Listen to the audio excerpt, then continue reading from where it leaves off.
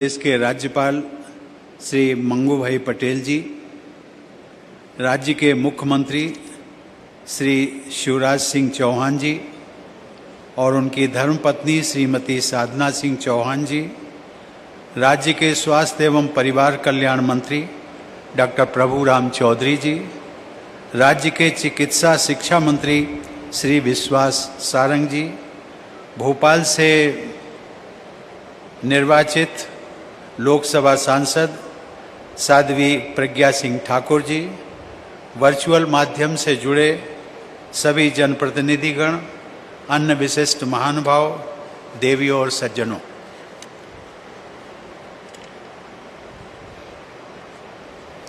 प्रायः मैंने देखा है कि जब पीछे मैं देख रहा था फॉगिंग सिस्टम, मैंने मुख्यमंत्री जी से पूछा कि इसकी आवश्यकता क्या। उन्होंने कहा कि कार्यक्रम हमारा स्वास्थ्य से जुड़ा हुआ है।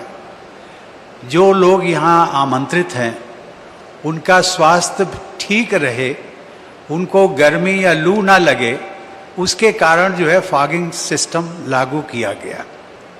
मैंने कहा कि प्रायः फॉगिंग सिस्टम शादी विवाह या अन्य परिवार में मांगलिक कार्यक्रम जो होते हैं उनमें, क्योंकि हमारा कोई मेहमान नाराज ना हो जाए, इसलिए उनकी मेहमान नवाजी को देखते हुए किया जाता है।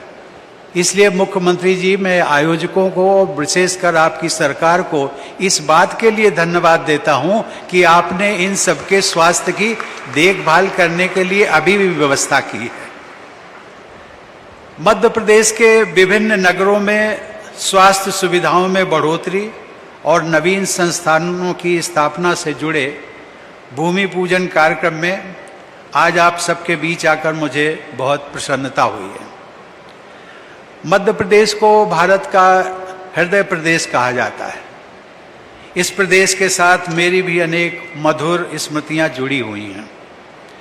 मेरे लिए यह विशेष प्रसन्नता का विषय है कि राष्ट्रपति के रूप में मध्य प्रदेश की इस 7वीं यात्रा के दौरान मुझे आरोग्य, आयुर्वेद एवं अन्य चिकित्सा पद्धतियों को बढ़ावा देने से जुड़े कार्यक्रमों में शामिल होने और चिकित्सा सुविधाओं में बढ़ोतरी के लिए विभिन्न परियोजनाओं के भूमि पूजन का सुअवसर प्राप्त हुआ है। इस विशेष अवसर पर मैं मध्य प्रदेश के सभी लोगों को बधाई देता हूँ। आज मुझे 3 शहरी स्वास्थ्य संस्थाओं के लोकार्पण का भी सुअवसर प्राप्त हुआ। आज प्रातः ही मैंने आरोग्य भारती द्वारा आयोजित one nation one health system is the need of the hour कार्यक्रम में भाग लिया। आज सायंकाल मैं आप सबके बीच स्वास्थ्य संबंधी उपक्रमों से जुड़े हुए कार्यक्रमों में मैंने भाग लिया। कल मैं उज्जैन जा रहा हूँ, जहाँ अखिल भारतीय आयुर्वेद महासम्मेलन के 59वें अधिवेशन को संबोधित करने तथा शासकीय धन्वंतरी आयुर्वेद चिकित्सा महाविद्यालय के नवनिर्मित भवन के लोकार्पण का कार्यक्रम होना है। प्रदेश में बड़े पैमाने पर स्वास्थ्य सुविधाओं को मजबूती प्रदान करने के लिए मैं राज्यपाल श्री मंगू भाई पटेल और मुख्यमंत्री श्री शिवराज सिंह चौहान तथा उनकी पूरी टीम की सराहना करता हूं। देवी और सज्जनों, कोविड-19 महामारी की असाधारण चुनौती, जिसको हम सब लोग अदृश्य महामारी कहते हैं, का सभी देशवासियों ने एकजुट होकर दृढ़ संकल्प से सामना किया। हमारे डॉक्टर्स, नर्सेस, स्वास्थ्य कर्मियों तथा जन साधारण ने सेवा, त्याग और बलिदान के अनुकरणीय उदाहरण प्रस्तुत किए। मुझे प्रसन्नता है कि आज इस कार्यक्रम में भी हमारे डॉक्टर्स, नर्सेस और पैरामेडिकल स्वास्थ्य कर्मचारी यहाँ पर भी इस कार्यक्रम में भाग ले रहे हैं।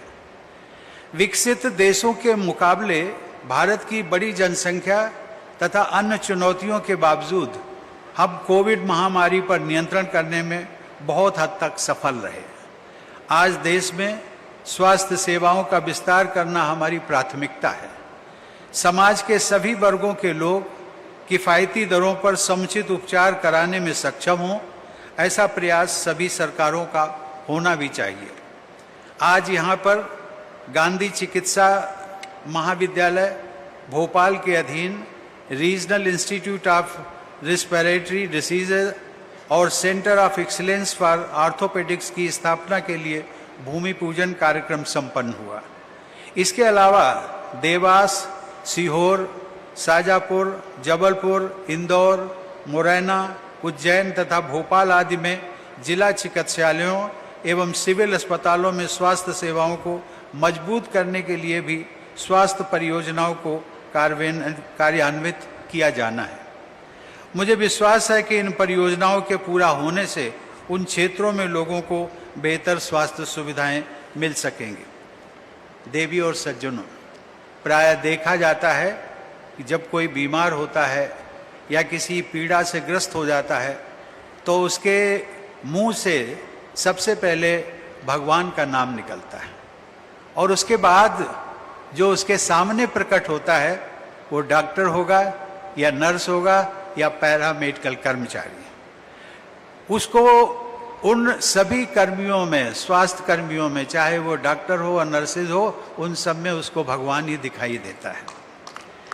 अगर मुश्किल के समय एक अच्छा डॉक्टर मिल जाए और वो रोगी की ठीक से देखभाल करे तो उससे बढ़कर रोगी के लिए और कुछ नहीं होता।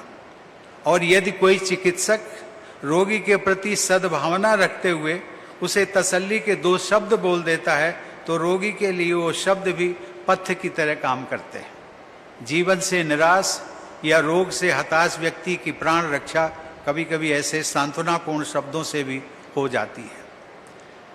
देवी और सज्जनों, चिकित्सकों का मूल मंत्र, जिसे हमारे ऋषि मुनियों और भारतीय परंपरा में कहा गया है कि कामये दुख तप्ता नाम प्राणी नाम आरती नाशनम, अर्थात दुख से संतप्त प्राणियों का कष्ट समाप्त हो जाए।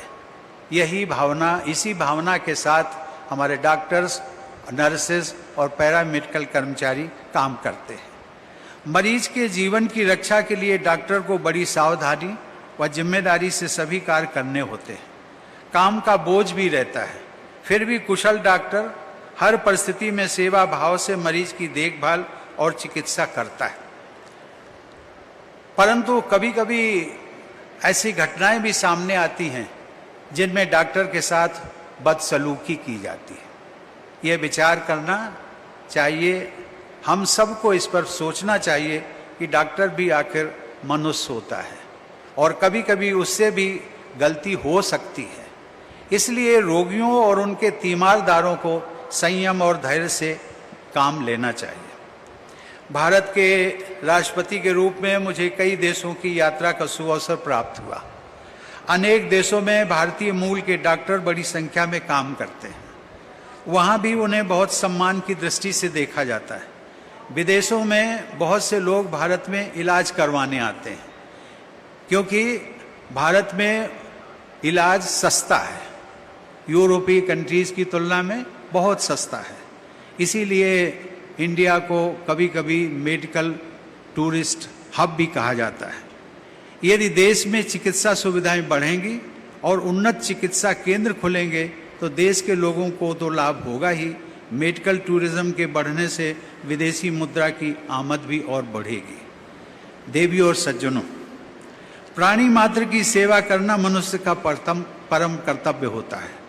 बड़ी संख्या में हमारे चिकित्सक भी सर्वभूत हिते रता अर्थात सभी प्राणियों की सेवा की भावना से कार्य करते हैं।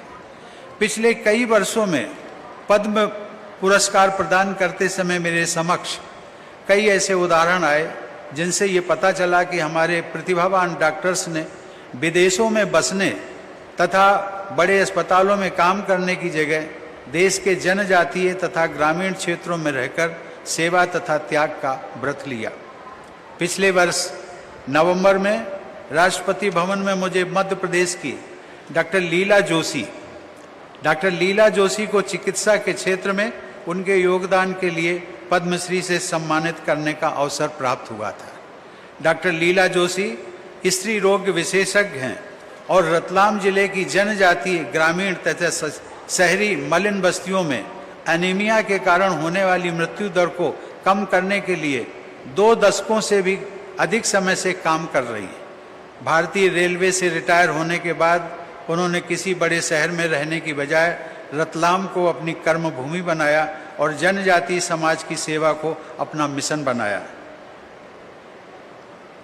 देवियों और सज्जनों, अंतिम सोपान के अंतिम व्यक्ति तक स्वास्थ्य सुविधाएं पहुंचाने और राज्य के 8 करोड़ से अधिक लोगों के जीवन को बेहतर बनाने के लिए भारत सरकार और मध्य प्रदेश सरकार के प्रयासों की सफलता के लिए ऐसे ही सेवाव्रती चिकित्सकों की आवश्यकता है।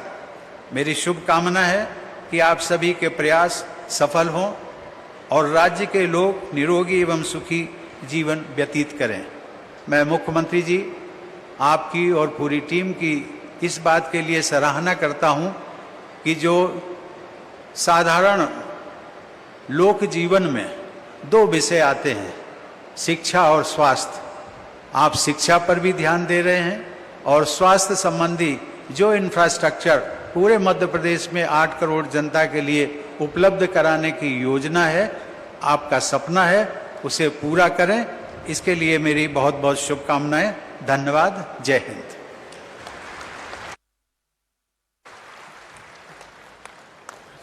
बहुत बहुत धन्यवाद माननीय राष्ट्रपति महोदय श्री रामनाथ कोविंद जी। अब माननीय राष्ट्रपति महोदय की उपस्थिति के प्रति आभार व्यक्त करने के लिए आग्रह